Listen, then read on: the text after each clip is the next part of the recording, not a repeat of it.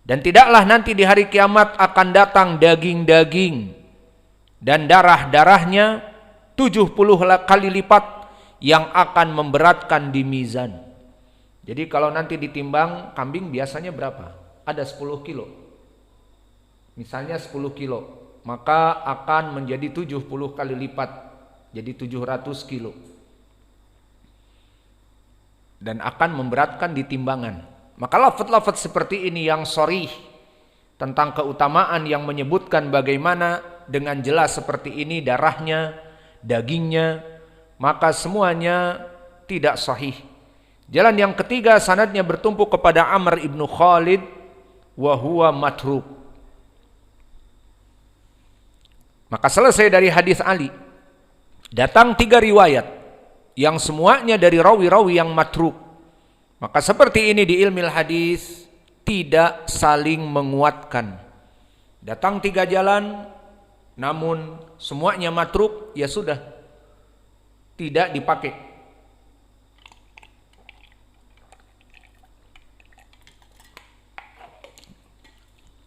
Kemudian datang dari sahabat yang kedua, dari Imran ibnu Husain. Berkata Rasulullah sallallahu alaihi wa ala alihi wasallam kepada Pak Fatimah, "Qumi fashhadi adhiyatiki, fa innahu yugfar laka bi awal qatrah min dima'iha kulidan bin amaltihi." Maka lafaz ini sama seperti lafaz di hadis Ali, "Wahai Fatimah, lihatlah sembelihan kamu, karena darah pertama kali yang mengucur dari lehernya akan mengampuni dosa-dosa kamu." Maka sekarang datang dari sahabat Imran ibnu Husain, bukan dari Ali lagi. Maka di hadis Imran ibnu Husain diriwayatkan oleh Imam Ibnu Adi dan Imam At-Tabrani di Mu'jamil Kabir, dan juga Ar-Ruyani di Musnadnya dan Al-Hakim di Mustadrak.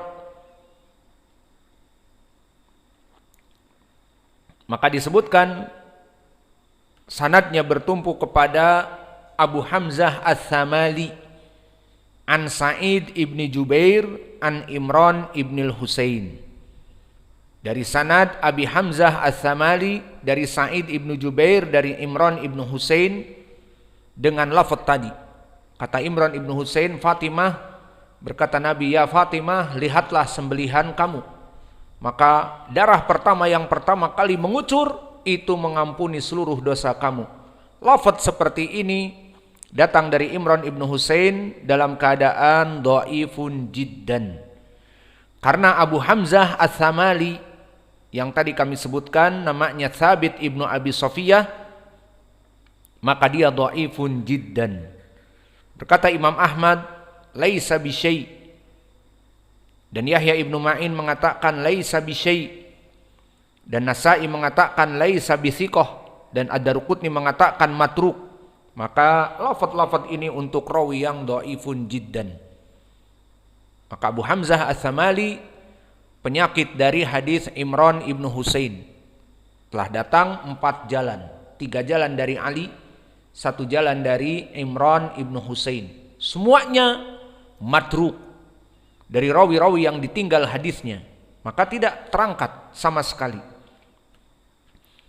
Kemudian sahabat yang ketiga dari Abi Sa'id Al-Khudri, maka telah dikeluarkan oleh Imam Al-Hakim dan Al-Ukaili di kitab Ad-Du'afa, dan juga Ibnu Abi Hatim di dalam Ilalnya, dari jalan Daud ibni Abdul Hamid dari Amr ibni Qais an Atiyah an Abi Sa'id Al-Khudri, yang lafadznya sama.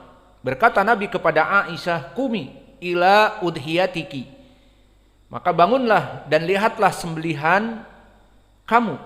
Fa inna laki bi awali qatrah taqturu min damiha yugfar laki ma salaf min dunubiki. Maka lihatlah dari darah yang pertama yang mengucur akan mengampuni dosa-dosa anti semuanya. Maka hadis ini di sanadnya tadi ada Daud ibnu Abdul Hamid wa huwa dhaifun, dan juga ada Atiyah Al-Aufi mudallis wa dhaif yang meriwayatkan dari Abu Sa'id Al-Khudri. Lalu mana pendalilan bahwa dia dhaifun jiddan? Maka telah ditanya Imam Abu Hatim tentang hadis ini di ilalnya, dan dia mengatakan huwa hadisun mungkar. Hadis ini hadis yang mungkar. Mamaknal mungkar? Berkesendirian, hadis yang aneh. Hada dalil ala anna hadhihi ar-riwayah, riwayat dari Abi Sa'id Al-Khudri mungkar, aneh, karena telah datang dari Imran ibnu Husain dengan lafaz ini, dan datang dari Ali dari lafaz ini, dan ini sumbernya dikarenakan Daud ibnu Abdul Hamid yang berkesendirian sanadnya padanya, dan dia tidak diketahui kecuali dhaif.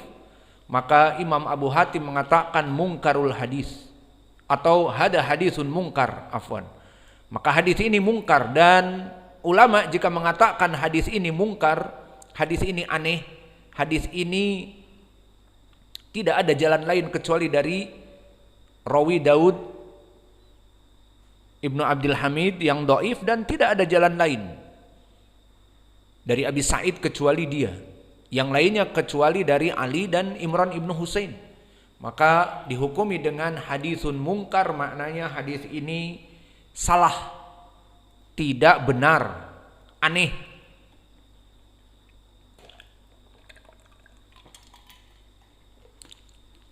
Dan yang keempat datang dari sahabat yang lain, dari Aisyah.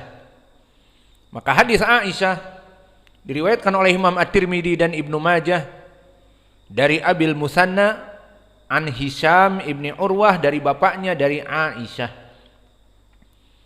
Anna Nabiya sallallahu alaihi wasallam qala, bahwa Nabi bersabda, ma'amila adamiyun min amalin yauman nahri ahabba ilallah min ihraqid dam, innaha la ta'ti yaumal qiyamah biquruniha wa as'ariha wa adlafiha wa anna damma la yaqa'u minallah bimakanin qabla an yaqa'a minal ardi fatibu biha nafsan. Maka di dalam hadis ini pun sama, lafadznya sangat detail. Tidaklah dari amalan yang dicintai oleh Allah dari hambaku pada hari Idul Adha, dari hari sembelihan, adalah sembelihan kambing ataupun unta ataupun sapi. Maka tidaklah mereka yang menyembelih pada hari itu kecuali hari kiamat akan datang dengan tanduk-tanduknya dan dengan bulu-bulunya dan dengan semua yang ada padanya, dan tidaklah darah yang mengucur kecuali mengucur pada suatu tempat, kecuali Allah akan memuliakan tempat tersebut dari tanah yang terkena cucuran darahnya. Lafaz yang berlebihan seperti ini maka tidak sahih, dan hadis ini dhaifun jiddan, karena di sanadnya ada Abul Musanna. Tadi di sanadnya kami sebutkan dari Abul Musanna, dari Hisham ibnu Urwah, dari bapaknya Urwah, dari Aisyah. Dikeluarkan At-Tirmidzi dan Ibnu Majah. Maka Abul Musanna di sini namanya Sulaiman ibnu Yazid Al-Laitsi. Dikatakan oleh Ibnu Hibban, la tajuz ar-riwayah anhu. Maka tidak boleh meriwayatkan dari dia.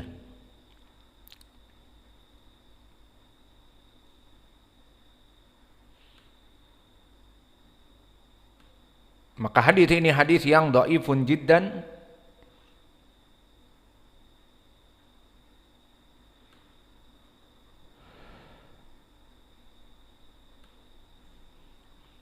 Dan begitu pun dari Aisyah, selain tadi diriwayatkan oleh Imam At-Tirmidzi dan Ibnu Majah dari Abul Musanna, dan yang menjadi pendalilan dhaifnya adalah Abul Musanna, maka diriwayatkan juga oleh Imam Abdur Razzaq di Musannafnya dari jalan Abu Sa'id Asy-Syami, haddatsana Atha ibnu Abi Rabah dari Aisyah, yang lafadznya sama, dahu wa tayyibu biha anfusakum fa innahu laisa min muslimin yuwajjihu dhahiyatahu ilal qiblah ila kana dammuhu. wa farsuha ila damuha wa farsuha wa sufuha hasanat mahdurat fi mizanih yaumal qiyamah. Maka barang siapa yang menyembelih, maka dagingnya dan juga darahnya dan juga kulitnya dan bulunya semuanya akan didatangkan di hari kiamat memberatkan timbangannya. Maka lafaz-lafaz yang sharih seperti ini adalah lafaz yang dhaif. Dan sebab dhaifnya di sini dari riwayat Abu Sa'id Asy-Syami wa huwa Abdul Quddus Ibnu Habib Asy-Syami. Telah disebutkan oleh Imam Al-Bukhari, tarakuhu munkarul hadis, dia ditinggal hadisnya. Dan juga dahibul hadis, kata Imam Muslim, hadisnya dibuang. Dan berkata Abu Daud, laisa bisyai', bahwa dia tidak ada apa-apanya di ilmil hadis. Maka lihat hadis Aisyah datang dari berbagai jalan dan juga dhaifun jiddan. Maka hadis Aisyah pun tidak dipandang oleh ulama sebagai hadis yang bisa mengangkat derajat kepada Hasan. Maka hadis yang kelima datang dari sahabat Zaid ibnu Arqam. Sahabat yang kelima, yang mana diriwayatkan oleh Imam Ibnu Majah dan Imam Ahmad dan Abd ibnu Humaid, yang jalannya bertumpu kepada Aidillah al-Mujashi'i an Abi Daud an Zaid ibni Arqam. Berkata Zaid ibnu Arqam, berkata Rasulullah sallallahu alaihi wa ala alihi wasallam, ma hadhil udhiyah atau ma hadhihi al-adhiyyu qala sunnah abikum Ibrahim. Qalu malana minha qala bi kulli sya'ratin hasanatun. Qalu ya Rasulullah fasufu qala bi kulli sya'ratin minas sufi hasanatun. Maka disebutkan di dalam hadis ini bahwa sembelihan adalah sunnahnya bapak kalian Ibrahim. Maka barang siapa yang menyembelih setiap bulu-bulu dan setiap kulit-kulit akan menjadi kebaikan-kebaikan dan memberatkan di mizan. Maka lafaz-lafaz seperti ini pun dengan sharih, lafaz yang dhaif. Maka di sanadnya tadi kami sebutkan Abu Daud